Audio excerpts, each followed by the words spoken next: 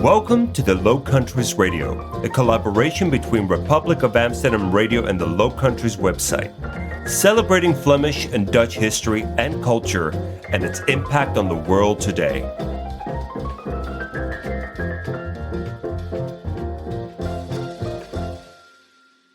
When it comes to looking at languages, we humans cannot help but to try and fit them into neat categories.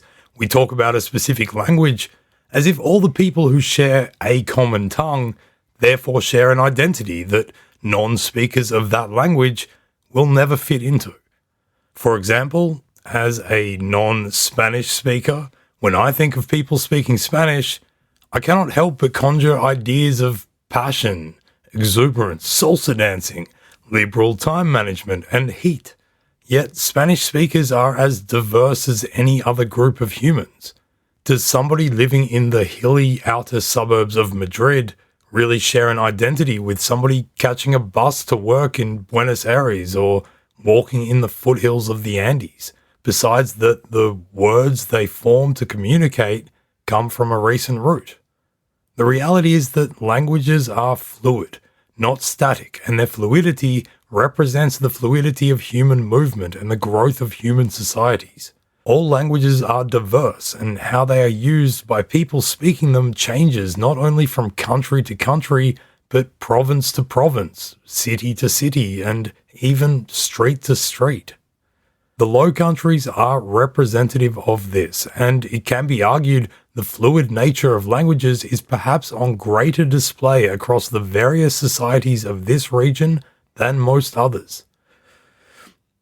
Despite covering a relatively small area, the position of this beloved corner of Europe sees it tucked neatly into one of the major crossroads of the continent and, these days, of the world.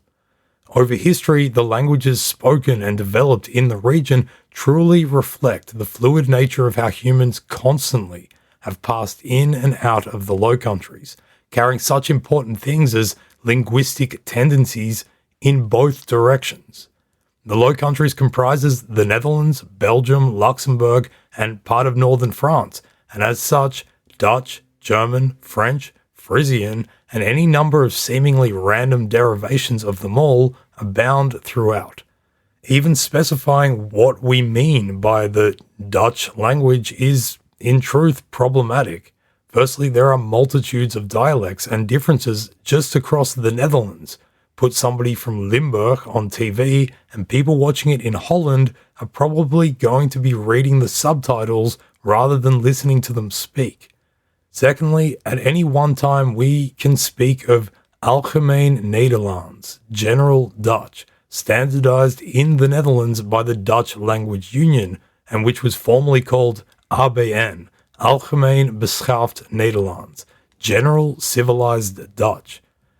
I guess they changed it because at some point they realized that people speaking dialects could also be civilized.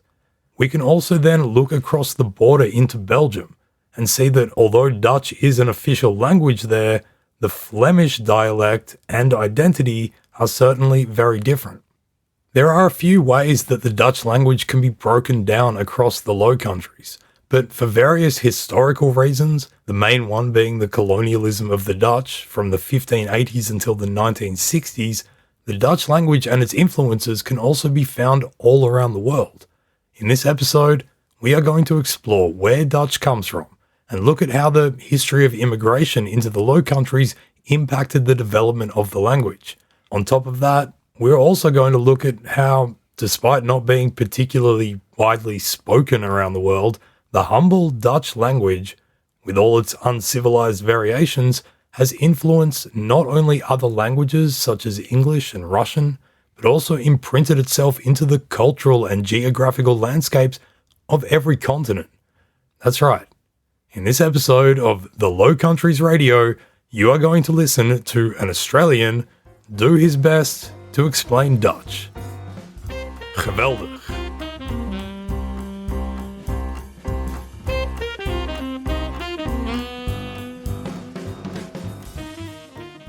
To begin our exploration of the Dutch language, we are first going to travel way back in time to map out its origins and discuss the major political and cultural developments which impacted its emergence. This is going to be a whirlwind, and we are about to crash through several thousands of years in about 5 minutes, so hold on to your underpants. Throughout history, the areas comprising the Low Countries have seen different groupings of people come and go, and as a result, the languages spoken there have also varied widely. For the purposes of this story, the first important event occurring around the year 500 BCE was when Germanic farmer people began to move from northern Germany into the Low Countries and brought with them their Proto-Germanic languages. The theoretical language group that we call Proto-Germanic had begun to emerge in northern Europe sometime in the first millennium BCE. Over time and through migration and assimilation, branches of it gradually developed, split, changed, and the foundations for modern languages, including German, English, Dutch, Norwegian, Swedish, and Danish, were laid. Of course, those Germanic farmers who arrived in the swampy Low Countries didn't just walk into uninhabited terrain. The Celtic tribes who already lived there, such as the Menapii, spoke Gallic tongues. But slowly, as these Germanic peoples such as the Batavii and the Canaanophates arrived in the river delta, those original inhabitants were either forced to move or were destroyed/assimilated into new identities.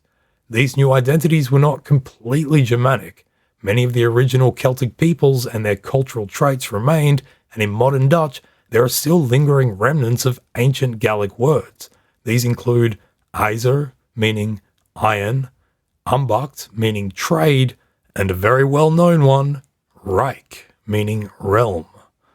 Fast forward from there a mere 450 years or so to 58 BCE, when Roman legions under the command of Julius Caesar invaded Gaul, which is pretty much today's France, and everything in the Low Countries south of the Rhine River. 4 centuries of Roman occupation ensued, by which the Gallic and Germanic peoples who were known as Cisrhenani, meaning this side of the Rhine, adopted varying degrees of so-called Vulgar Latin. In some cases, they completely abandoned their old tongues, while in other Germanic societies, they adopted important everyday Latin words within their languages. These include the words for street, strata to strat, cellar, cellarium to kelder, and what must be one of the most widely used everyday words, particularly from the 2020 to 2021 period, wine, vinum to vine. The 3rd century CE saw the beginning of the disintegration of Roman power and administration in the Low Countries, and slowly over the next few centuries, the door opened for the rise of a people known as the Franks. Frankish societies were themselves varied, and different Frankish groups emerged and spread in different regions across the empire they came to rule. One of these groups was the Salian Franks, who emerged from the Low Countries around Zeeland and Brabant and pushed south in the process of building a kingdom, establishing a capital city in a town called Parisius, later Paris, in 508 CE. 300 years later, the king of the Franks, Charlemagne, had himself crowned as the emperor in 800 of an extensive domain that encompassed most of today's Western Europe, bordered by Friesland in the north, central Italy in the south, the Pyrenees in the west, and the Danube River in the east. As regards the Low Countries, this brought 2 distinct language groupings under one administration. As Marinissen Janssen wrote in her Regional History of Dutch, quote, "In the Frankish realm, the civilizations of 2 different peoples, the autochthonous Gallo-Romance population and the Franks, the Germanic conquerors, ran into each other. As a result, a multilingual, multicultural society developed in the southern part of Flanders, central Belgium, and northern France. However, within this society, cultural shifts gradually occurred, related to the structure of the population and the cultural orientation of its elites. The emergence and the final fixation of the Germanic Romance language boundary was a result of this development." End quote. So if the multilingualism of Belgium has ever piqued your curiosity, this is one of its greatest and most important roots.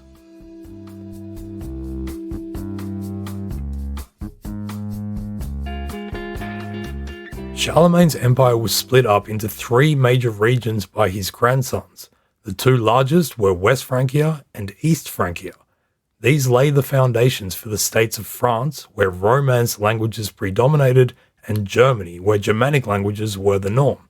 The area in between them, Middle Francia, encompassed the Low Countries and stretched from the North Sea to the Alps. The diverse peoples who inhabited it would have spoken languages that reflected the continuing influence of both Romance and Germanic tongues. By the 10th century, Middle Francia had been absorbed into the Eastern and Western kingdoms, which came to be ruled by the German Emperor and the French King, respectively. At around this point, we can start to point at a language grouping specific to the Low Countries, Old Low Franconian. This is basically Old Dutch, and includes an array of related dialects like Brabantian, West Flemish, East Flemish, Hollandic, Zeelandic, South Gelderisch, and others. These were differentiated from the other major Germanic language groupings, being Old Frisian, Old Saxon, and Old High German. And even though Old Dutch is the progenitor of modern Dutch, it is the nature of the swampy Low Countries that all of these old languages mixed and flowed to varying extents in different regions. For instance, people in the northeast of the Netherlands today speak a Dutch that is more influenced by Old Saxon. Frisian itself is still its own language that is spoken in the north of the country, while in places like Limburg, there are people who use similar consonant shifts as what developed in Old High German, but not in Old Dutch. The confusion wrought by this intermingling of languages can be seen in the famous Hebben alle Vogelen poem. This text was written at some point in the 11th century by a monk in Kent, England. It is thought that the monk at the time was copying a book and had started using a new pen. As such, he needed to test that this new pen worked properly, so in the back, jotted down a line in Latin, and then directly underneath it, a translation of what he'd written into the vernacular. He wrote, "This is in my best Old Low Franconian. Hebben alle Vogalen nestes hagunen, hinasse hic en tu, wat unbieden we nu." Translated into English, this line means something like, "Have all birds begun nests except me and you? What are we waiting for?" Beautiful. For a long time, it was believed that this poem was written in West Flemish and was the oldest surviving piece of Old Dutch writing. It's still included in the official Canon of Dutch History, which is the Dutch government guideline for what history should be taught in school. But despite this, older examples of Old Dutch have since been discovered, and there is even debate today about whether or not this poem is actually written in Old Dutch or Old Kentish. The point is that the origins of the Dutch language reflect the history of the Low Countries as a whole. The place where the rivers meet the sea is also a confluence of cultures, influences, ideas, and the many various words used to express them.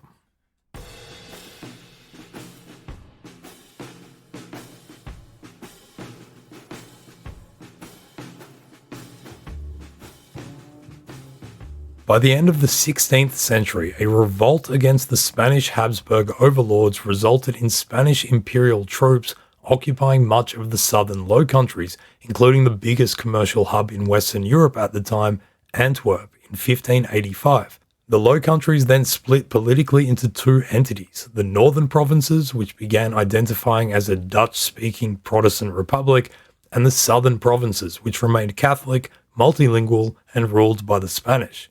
The Northern Republic was formed out of 7 provinces, which maintained many aspects of their own unique cultures and dialects, while setting sail on a course as a unified Dutch state from then on. The Republic was economically prosperous and religiously liberal compared to most other places, and major social disasters across Europe, like the Counter-Reformation, multiple pogroms, and the 30 Years' War in Germany, resulted in an explosion of immigration towards it. This included thousands of war refugees, particularly from the northeast German region, but also from the southern Low Countries, from Brabant and Flanders. This was definitely a case of many wealthy people coming from what they believed were the most advanced, prosperous, and civilized towns of the Low Countries in the south, and bringing their ideas of social interaction and haute couture with them to what they thought was a more provincial north. Many of the immigrants who arrived in the wake of the Spanish occupation in the south were non-Catholic groups like Lutherans, Huguenots, who were Calvinists, Anabaptists, and Jews. All of these groups would have had an impact on the types of Dutch that was spoken in the northern provinces. This was particularly the case in and around Amsterdam, which took on the industry that had departed Antwerp and transformed into an urban metropolis, the centre of world trade, and an international melting pot. Thousands of Sephardic Jewish people had fled Iberia and spread across Europe after the expulsions of the Jews from Spain and Portugal in the 1490s. Others remained behind, however, officially converting to Christianity but continuing to practice Judaism in secret. Some of these so-called crypto-Jews also moved to the Low Countries when the Republic came into being, where there were greater possibilities for them to make money in the developing major trading ports there. These were wealthy and well-connected people who were allowed to practice their religion openly in this new, relatively liberal nation. These Iberian Jews staunchly supported the House of Orange in the war against the Spanish, and their international trading contacts and proficiency in languages soon saw them wielding significant influence amidst the upper financial and cultural elite of Amsterdam. In 1675, construction was completed in the rapidly expanding commercial capital of the largest synagogue in the world, known as the Portuguese Synagogue. Guess who built it? From the mid-17th century, however, there was another wave of Jewish immigration which began arriving in the Netherlands and Amsterdam in particular from Eastern Europe as people fled from pogroms in Poland and from the ravages of the 30 Years' War in Germany. These Ashkenazi Jews were poorer than their Sephardic counterparts and were only allowed to settle in the city because of financial guarantees provided to them by the richer Sephardic community. Their relative poverty meant that they could not afford to buy the town's citizenship, which was required in order to become a guild member and legitimately take part in almost every profession. As a result, there were only limited opportunities for these Ashkenazi Jews to work, and they were restricted to trades without guilds, such as the diamond industry, where they found work as cutters and polishers. Many Ashkenazi Jews also worked on the street as traders, market stall holders, clothes dealers, or as household servants. By the time the Portuguese synagogue was completed, there were already twice as many Ashkenazi as Sephardic Jews in Amsterdam, and by the end of the 18th century, there were around 3,000 Sephardim and more than 20,000 Ashkenazi inhabitants. Most of the Jews lived in a newer area built just outside the former walls of the medieval city, which became known as the Jodenhoek, the Jewish Quarter. It was also a trendy area with artists such as Rembrandt van Rijn, who made his home and work studio there. The population of the Jewish Quarter was split around 50-50 between Jewish and non-Jewish residents, meaning that linguistic variety in the neighborhood would have been apparent from door to door.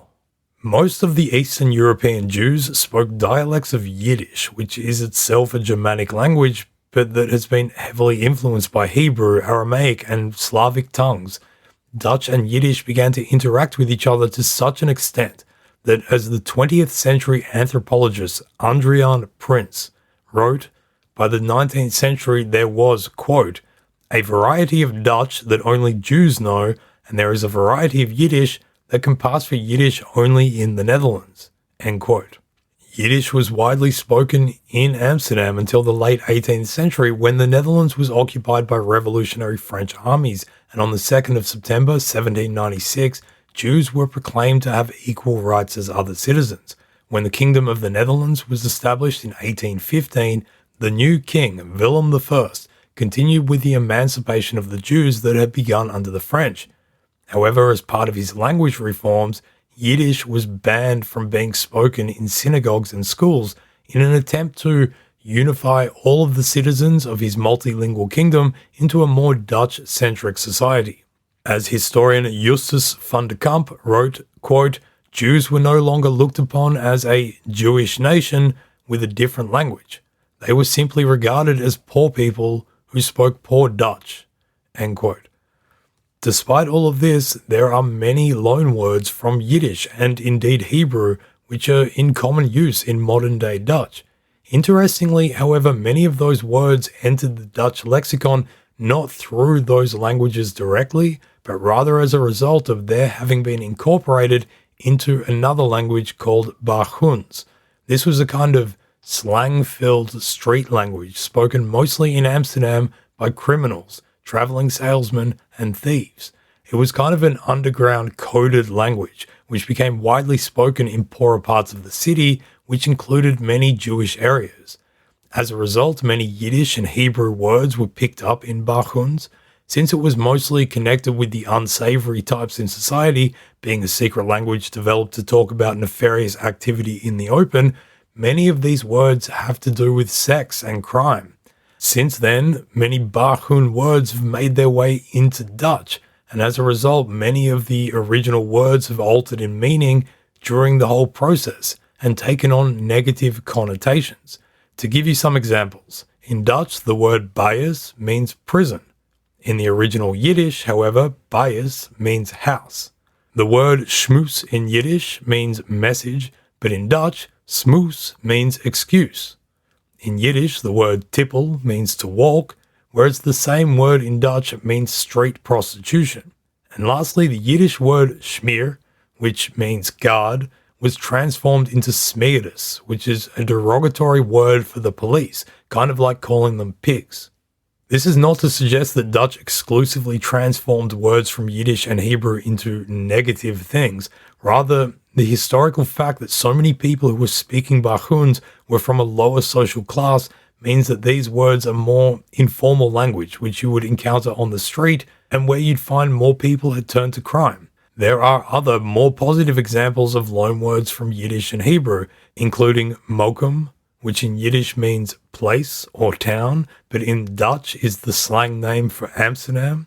Another is the word gozer, which is an informal way of saying guy or dude, but comes from a Yiddish word meaning chosen one. The modern Dutch word tof, which is a really positive word meaning cool or nice, comes from the Hebrew word tov, which means good. Finally, in Amsterdam, it is not uncommon, though somewhat old-fashioned now, to hear people saying goodbye to each other by calling out mazel, which comes from the Yiddish mazel, meaning luck. So if you ever get another night out in Mokum, when you say mazel to a toffe gozer, take a moment to recognize and appreciate the Yiddish and Hebrew influences which can be found in so much of the Dutch language. See you on the other side of this ad break.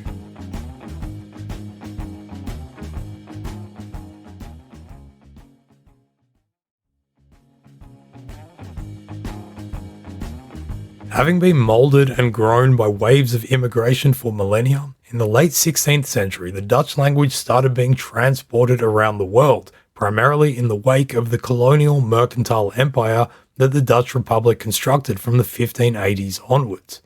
As a result, Dutch place names and linguistic footprints can be found in the Americas, in Africa and Australasia.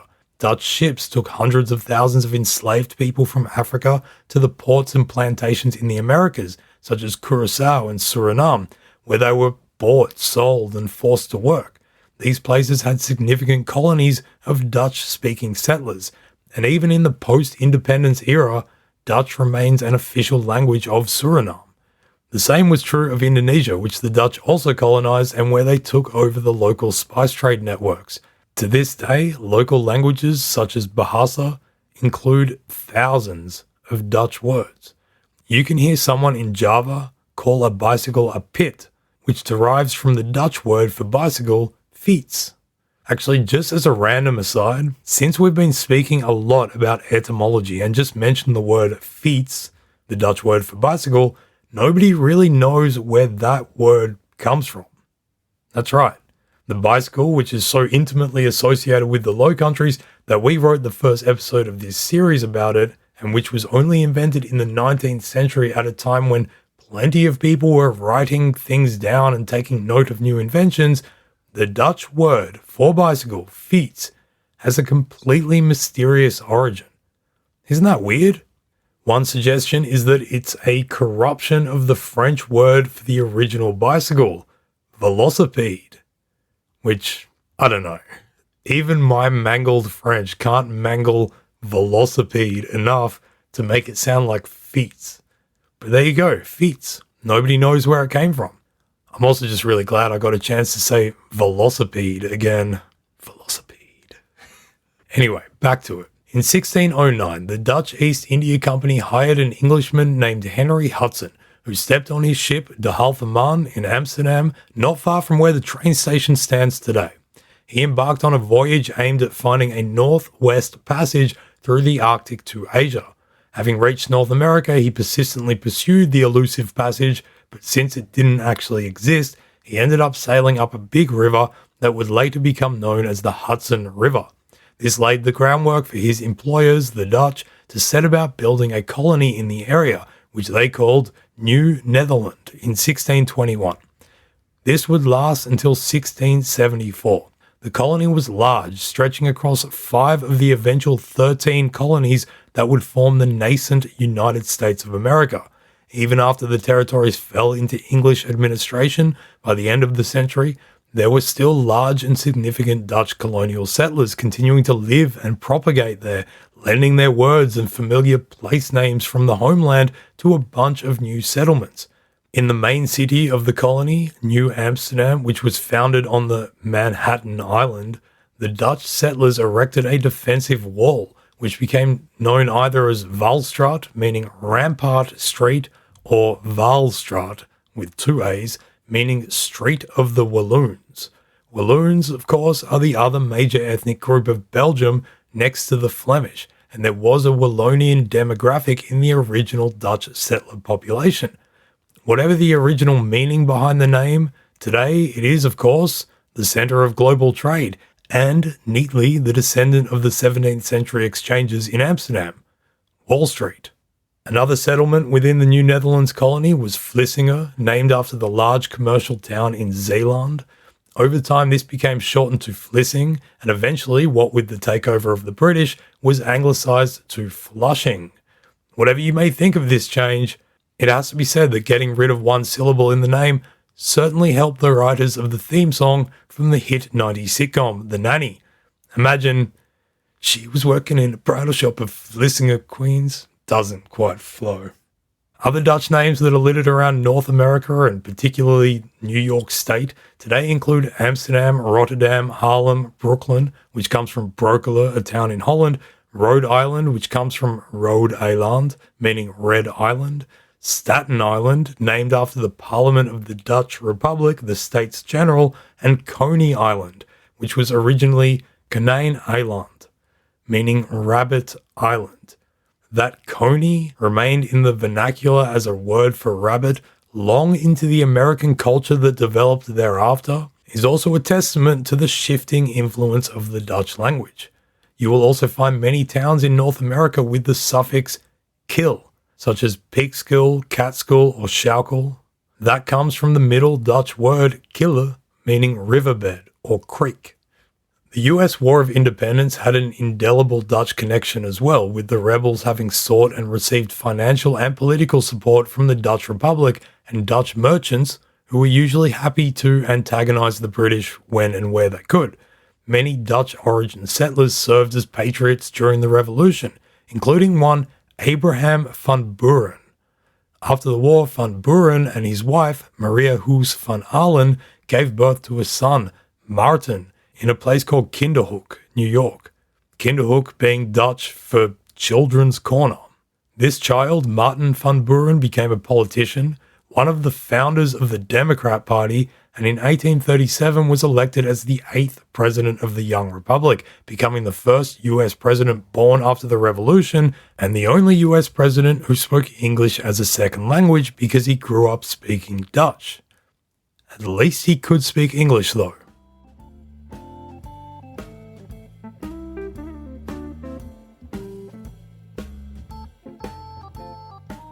In other regions of the world, both lingering and stark fragments of Dutch language can be found. Australia, where the Dutch first arrived at the west coast 160 years before Captain Cook sailed into Botany Bay, was a mysterious and uncharted landmass to Europeans, known as Het Zuidland, the Southland. and then for a time as New Holland. In 1642, the Dutch seafarer Abel Tasman, but known to Australians as Abel Tasman, was sent by the Dutch East India Company on an epic voyage that took him below Australia from west to east. He reached a piece of land occupied by an indigenous people called the Palawa, but which he arrogantly ignored and named the place Van Diemen's Land, after the then governor of the Dutch East India Company, Antonis van Diemen, who was paying his salary. Tasman followed the small south coast of this island that would later be renamed Tasmania after him, and continued across what is now called the Tasman Sea, finding a cluster of islands which he believed to be the Stuttenlande. This was the name a Dutch explorer had given to a group of islands he had seen on the tip of Argentina, a name which bore the same origin as Staten Island in New York, referring to the state's general parliament, and which today in Spanish is called Isla de los Estados. It was later proven that Tasman had not quite found these islands, the Stuttenlande of Argentina, but rather a whole new archipelago, and subsequently cartographers in the Netherlands renamed the newly, discovered cluster after the Dutch province of Zeeland, Nova Zeelandia, or New Zealand. Meanwhile, on the other side of the world, but also the home of future Rugby World Cup champions, the Dutch created the outpost Kaapstad, or Cape Town, in the 1650s as a way station on the southern tip of Africa by which their ships could be restocked and repaired as they went between Europe and Asia. It was not long before settlers were being encouraged to move to the Cape from Europe, and many of these were Dutch Protestants who were seeking a new Jerusalem for themselves. Out of this, the Afrikaner ethnic group emerged, and the descendants of the initial settlers came to be known, often with pride, as Boere, Boer being the Dutch word for farmer. The South African Cape was controlled by the Dutch until 1795, at which point the English took over, making it official in 1806. Like all colonizers, at their peak, the English treated basically every other group of people in their colonies with a fair bit of contempt. In the 19th century, many Afrikaners sought to leave the sphere of English administration around the Cape, and they set off to make their own domains, which they took by force and violence and then called the Transvaal and Orange Free State. From 1879 to 1915, there were a multitude of violent ethnic clashes between various European settlers, native Africans, and other groups whose ancestors had been brought to South Africa generations before. The two Boer Wars that took place within this general series of conflicts between the English and the Afrikaners were early indicators of how extremely brutal modern warfare would be in the 20th century, complete with automatic rifles and concentration camps. Tensions between the Afrikaners and the ruling British remained prevalent into the 20th century, but in 1948, an historic general election saw the HNP, the Afrikaner Nationalist Party, take power under the leadership of a cleric of the Dutch Reformed Church, Daniel Francois Malan. It was this party that enforced an atrocious systemization of oppressive racism on the millions in South Africa who were not white. And it was this party who therefore introduced one of the nastiest ever Dutch words to the global consciousness, apartheid, meaning separateness.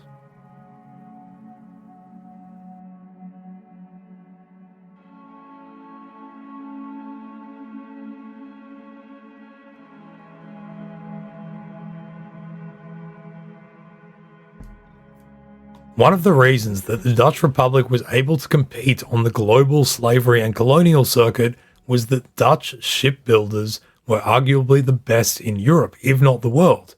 Dutch ships employed hundreds of thousands of people from all around Europe, Asia, and the Americas, meaning that many English sailors were also working under Dutch captains or administrators and taking on Dutch maritime terms, notwithstanding that both languages do come from the same source.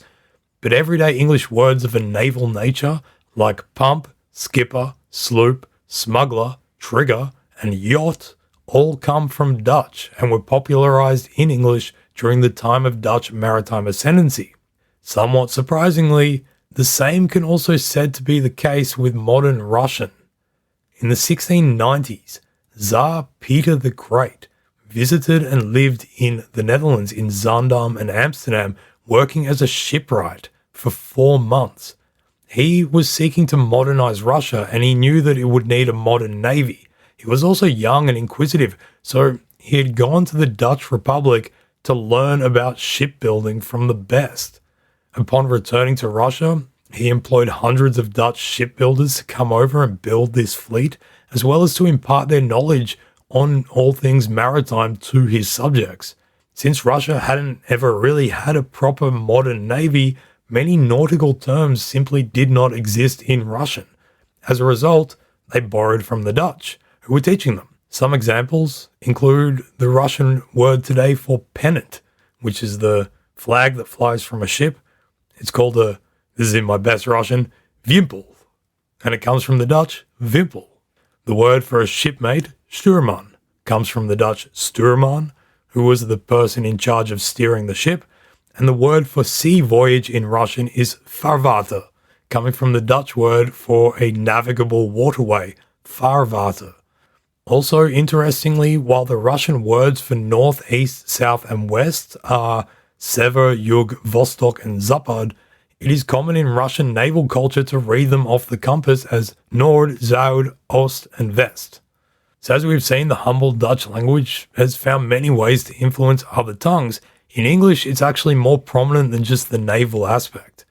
For instance, if you are aloof from your work right now, bluffing your boss by listening to this podcast while you are slurping your coffee with your pinky extended, or perhaps you have been furloughed because of the crisis and are sitting home snacking on cookies, or maybe turning on the gas at your stove to make waffles while this podcast blares out of your computer speakers, blinking and thinking Dutch seems like a really strange language, learning this will be a bit of a pickle, then you're in luck. Because if you understood what I just said, then you probably already know quite a few Dutch words simply because the English language has incorporated them. Just from that one very elongated sentence, the words aloof, bluff, boss, slurp, coffee, pinky, furlough, snack, cookie, gas, stove, waffle, blare, blink, pickle, and luck can all be traced back to Dutch.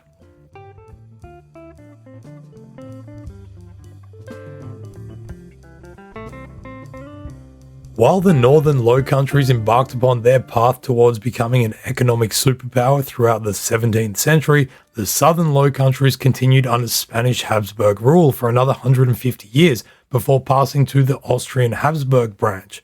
Partly due to this constant foreign rule, Dutch was given a back seat in Flanders, with administrative affairs being conducted in French, and little public effort was made to preserve, protect, or standardize Dutch.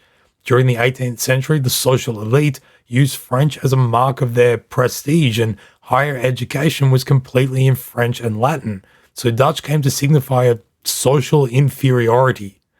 As is the way with these things, however, the pendulum eventually swung back by the end of the 18th century, and a number of Brabantine and Flemish thinkers, writers, and creatives began to reassert the cultural standing of the Dutch language within their society. One of the most prominent among these was Jean-Baptiste Verlooy, a high-class jurist from southern Brabant.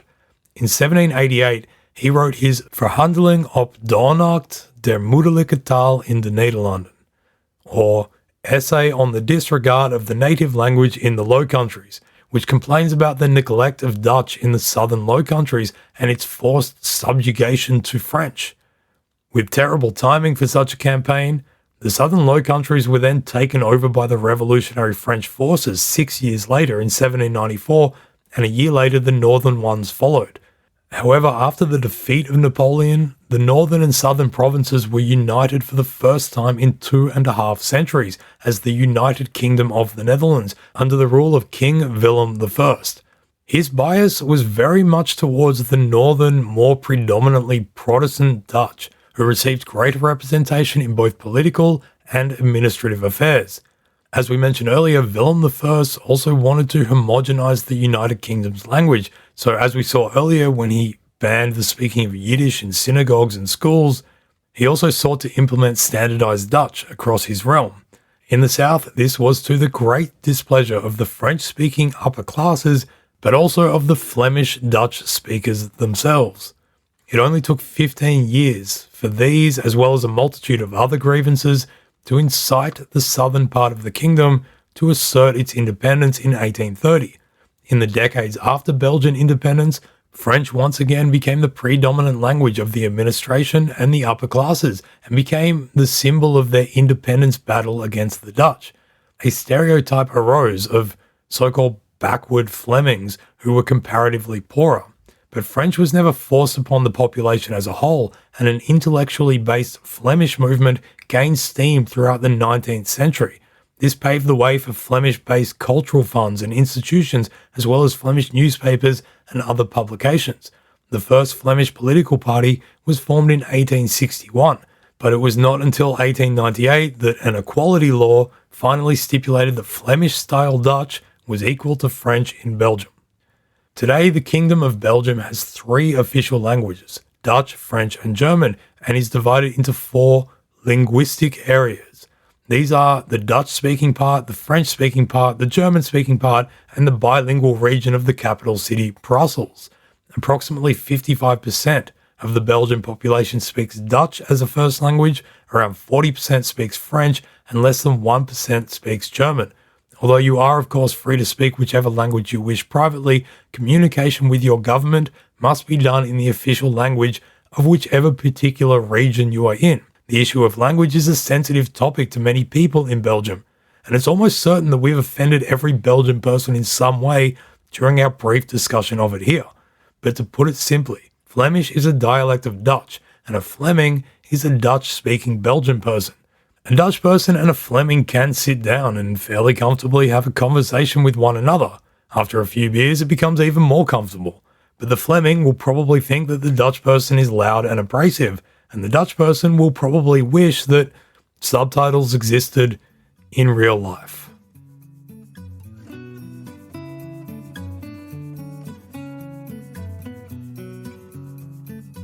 The Dutch language has continued to evolve in recent times too. In the 20th century, immigration to Belgium and the Netherlands of Moroccan, Turkish, Surinamese, Indonesian, and other so-called non-Western immigrants moving to both countries has impacted Dutch.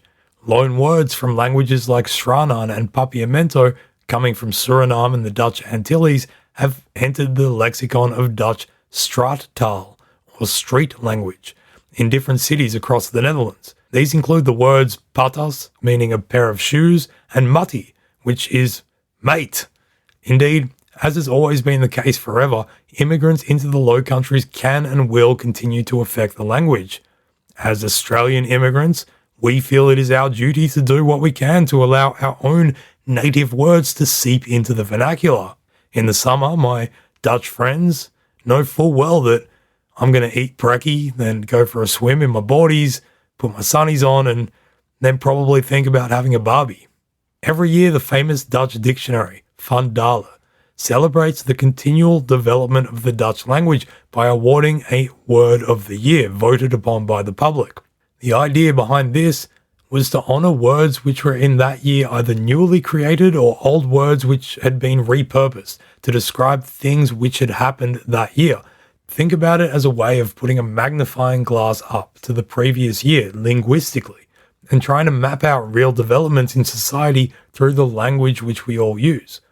Even though Flemish is a dialect of Dutch, there are of course separate Dutch and Flemish words of the year.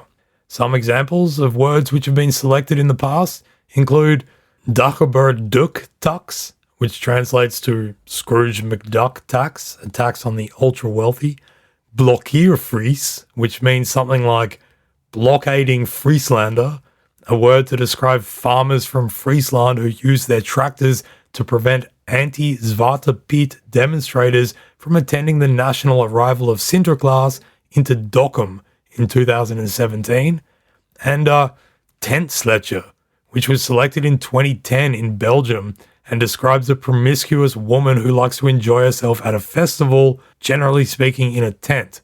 Although we could probably write an entire podcast episode about what each of these words tells us about different aspects of the different cultures between the Netherlands and Belgium, Instead, we will finish off today by pondering what the Dutch and Flemish words of the year from 2020 can tell us about said difference.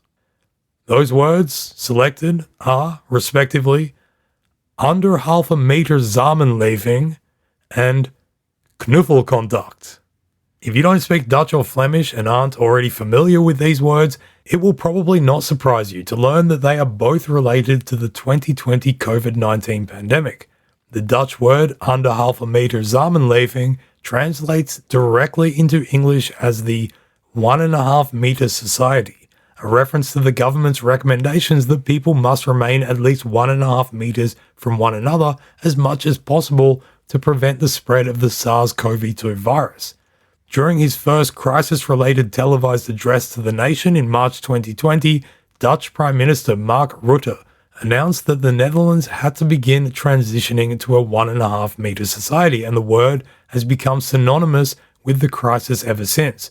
It's a practical word, used to describe the practical measure of keeping physical distance between yourself and your loved ones to prevent the transmission of a potentially deadly disease, and in that regard is indeed the perfect word for a nation of people who pride themselves on their straightforward practicality. But if you ask me, it's somewhat staid and somber, and constantly being reminded that you have to keep apart from others definitely doesn't help with the feelings of isolation which so many people have suffered from during the extended coronavirus lockdowns. Compare it to the word which the Flemish chose, knuffelcontact, which directly translates into English as something like cuddle buddy. Under the stringent lockdown measures which Belgium enforced during the pandemic, having a knuffelcontact remained a basic right for every person. Even though outsiders were barred from every household, the exception was one knuffelcontact at a time per person, who could come and hang out without keeping social distance. That's right, while the Dutch emphasized getting as much distance from each other as they could, the Belgians emphasized that they have cuddled their way through the crisis. And so we will end things here today. As we have hopefully shown, the Dutch language is a fluid and ever-changing thing, drawing in and pushing out linguistic influences and nuances from other people and places, much like the waters which flow in and out of the region. But despite the wide-ranging vocabulary and many complexities within the language, as immigrants to the Netherlands, we must maintain that in order to at least bluff your way through Dutch, all you really need to know is a few specific words. You don't even need to know what they mean, just how to say them, and then interject with them whenever somebody in the Netherlands is giving you their opinion, whether you ask for it or not. Those words are lekker, leuk, jammer, helaas, serieus, top, gezellig. And of course, when it's over, you can just end with the all-important doei, doei.